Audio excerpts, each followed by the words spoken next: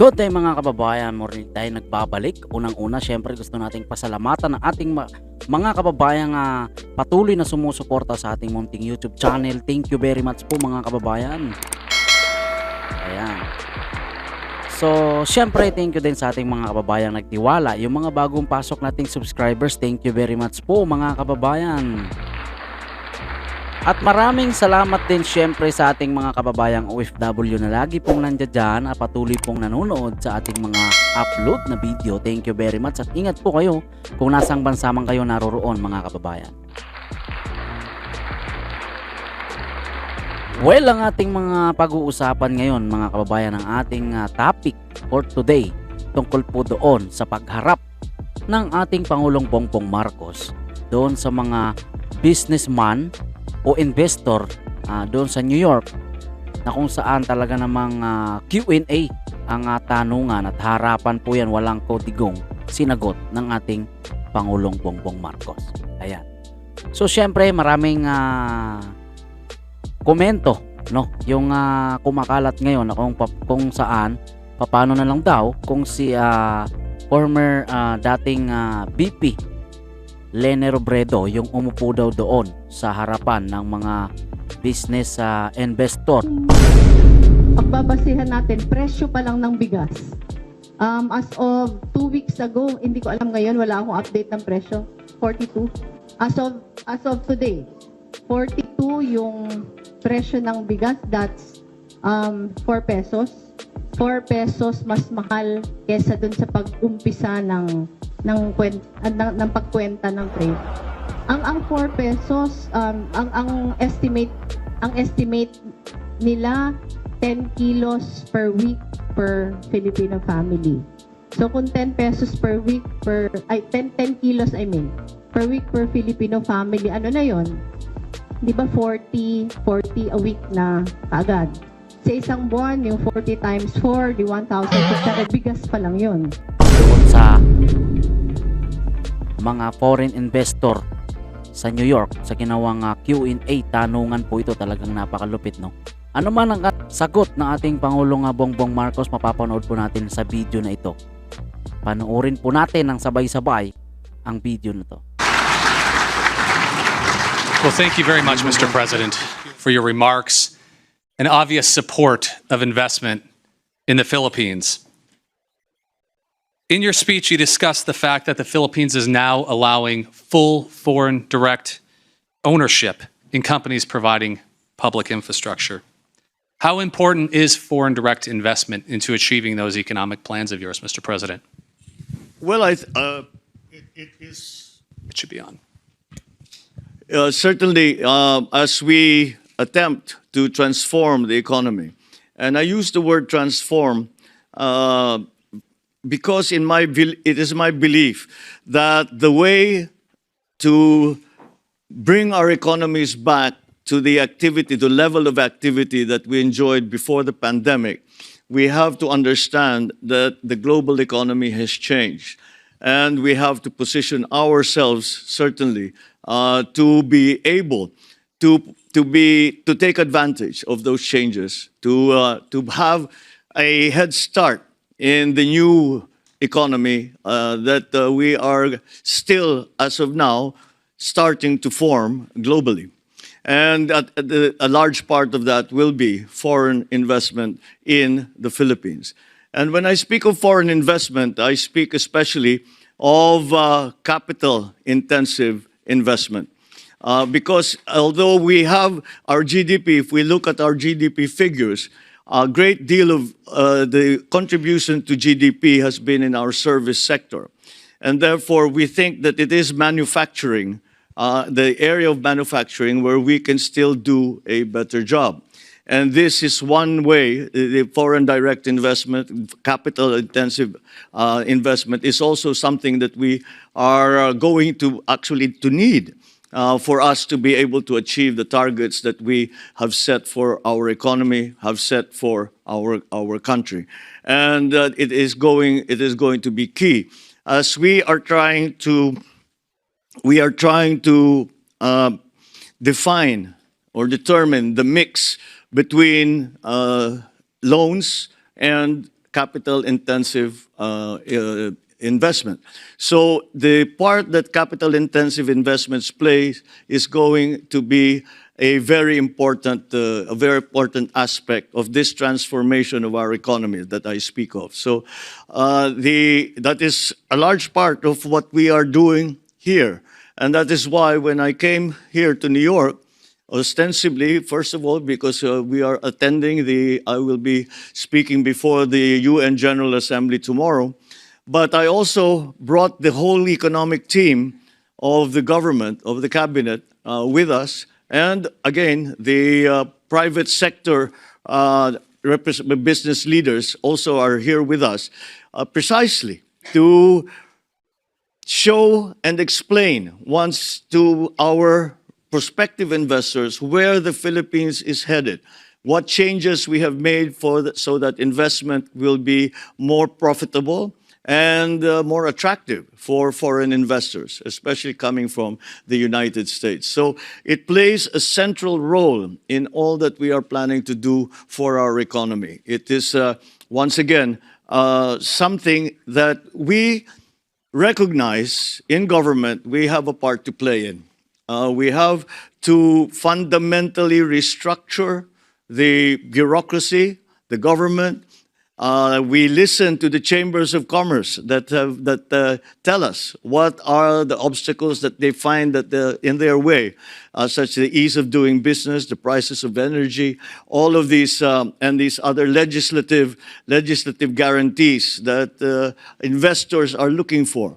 And I believe we are headed in the right direction. And I believe that if we continue down this road and we are able to attract investors to this new investing climate that we are starting to create in the Philippines, then I believe that with the role that foreign direct investment will play, I think we could succeed. But that just illustrates how important we consider that investment to the transformation of our economy. Well, thank you very much, Mr. President. You mentioned two themes in particular. One was, of course, foreign direct investment, but you also touched on the United States and it being one of the most important investors in the Philippines. Now, the United States and the Philippines have long enjoyed a very productive relationship and partnership. Can you talk a little bit about that partnership and how you see it going forward? Well, our relationship has gone back for over 100 years between the United States and the Philippines. And as we just earlier today, we had a lunch that was hosted by the U.S.-Philippine Society. And I spoke to them and we talked perhaps more on the subject of geopolitics. And I explained that it is very clear to me in my vision for the way that the country will move forward, that I cannot see the Philippines in the future without having the United States as a partner. And although I was referring to the geopolitics of it, and I was referring to the political situation in the region and around the world, that certainly does continue to apply in our exchanges in the economic front. And many of the drivers of our early economy were actually American corporations. Many of the strongest corporate benefactors, really, to government and to the rest of society in the Philippines were coming from the United States. Now, of course, this has evolved as time has gone on, but the strength of that relationship continues. And we envision a further strengthening of those relationships. I believe that the political, economic, diplomatic relations that we make, the partnerships that we forge and that we strengthen now, are going to be extremely necessary for the simple reason that they provide the stability in this highly unstable economic, political, geopolitical, diplomatic environment. This is something that is central to our thinking when it comes to the economic planning for the Philippines. So again, we have adjusted many of our ways of doing business at the behest of our friends in the United States and of the American businesses that are already in the Philippines. And so I think that that will give us great opportunities in the future, and for both our countries, for private corporations, for government-to-government agreements and arrangements. We have really opened up the policy of the Philippines to more of these public-private partnerships. But not only PPPs, but also G2G arrangements, as I mentioned, joint venture between private entities. And it is something that we feel can actually be achieved. So the United States has always been central to that. I cannot overstate really the role that the United States has played in the Philippines in every aspect of our lives. And so this is just a continuing evolution and I believe strengthening of that relationship between the United States and the Philippines. And we are driven together in many ways by forces that exist now in the world, and that I think is something that that we certainly in the Philippines, and I think not in the United States either, that we are resistant to. So it is something that we can I can see us becoming stronger and becoming more robust as we work together towards exploiting properly the new global economy. Thank you very much, Mr. President. You touched on American businesses investing in the Philippines and the opportunities to do that through public-private partnerships, the infrastructure projects you identified on the onset as well. But as we look at the population and we look at the economy, it's young, it's dynamic, it's tech-focused. It has high English language fluency. It's ripe for investment. What is your message to investors in this room, those watching us from around the world, for how to invest in this next generation of Philippine companies that one day, selfishly, we hope will come here to the New York Stock Exchange to raise capital and to grow and expand and even do more things? What is your message to them, Mr. President? Well, to achieve exactly what you were saying, at least to begin with. Yes, we certainly, when I'm asked why do you have such a bright view of the future, and my answer is always that there are 110 million Filipinos that are working towards the same goal. And that, I still believe, is our workforce is still our greatest asset. And it is something that we have seen succeed first of all, with our overseas Filipino workers, but also in the development of the more sophisticated businesses that have come to the country. And highly technical, highly requiring technical proficiency, requiring good training in schools. We will still continue to try and improve the education system in terms of the technical side, the technical side of our workforce's training.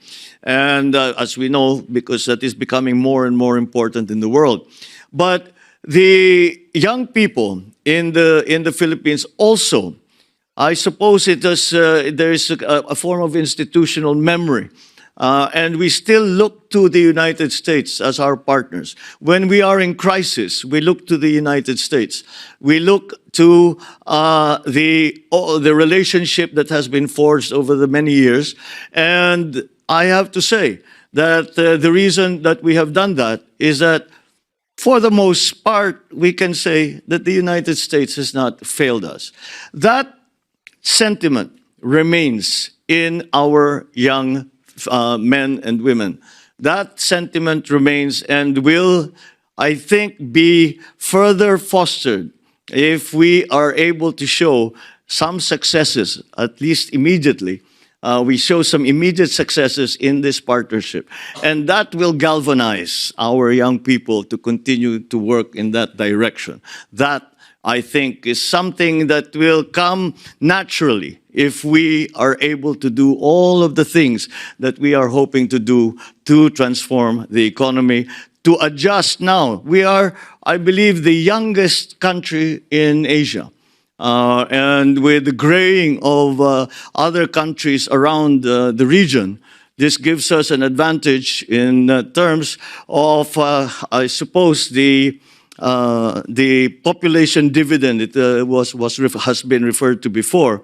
It gives us an advantage in terms of the population dividend, and they are ready to take up the cudgels. They are ready to work for the country. They are ready to do what needs to be done to bring the country forward. And I feel confident in saying that because in the last election, it was the young people who drove forward the idea that we must continue to invest in our young people. We must continue to train them properly. We must continue to make them competitive anywhere in the world, but most hopefully in the Philippines with our partners and with our allies. Well, thank you very much, Mr. President. It is clear you have a plan, you have an opportunity.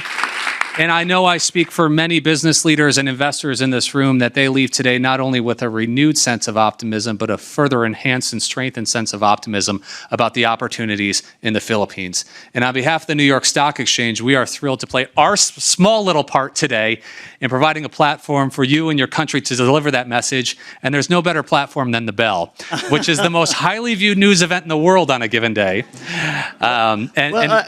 Similar to what Mr. Aboitis mentioned, we are all thrilled to be here. As when we were talking before coming out here, I said, well, of course we're familiar with the New York Stock Exchange and the Bell and that most important balcony in the world. But we had always watched it from afar. And have the opportunity to be here personally and to be with all of you in the New York Stock Exchange has been a great opportunity and a great pleasure. Well, wonderful. Thank you very much. It is our honor to have you here, Mr. President. Thank you all for being with us today. And we'll make our way down and ring that bell, Mr. President. Thank you very much. So ayun na nga mga kababayan, no? Thank you very much po sa pagtapos po ng ating video. Sa panood nyo po hanggang dulo. So makikita naman natin, talagang mapoprove natin kung gaano kagaling at katalino yung ating mahal na Pangulong Bongbong Marcos. Dahil nasagot niya naman ng maayos ang mga katanungan sa kanya. Ikaw kabayan, ano po ba ang magiging komento mo dito sa ating topic for today?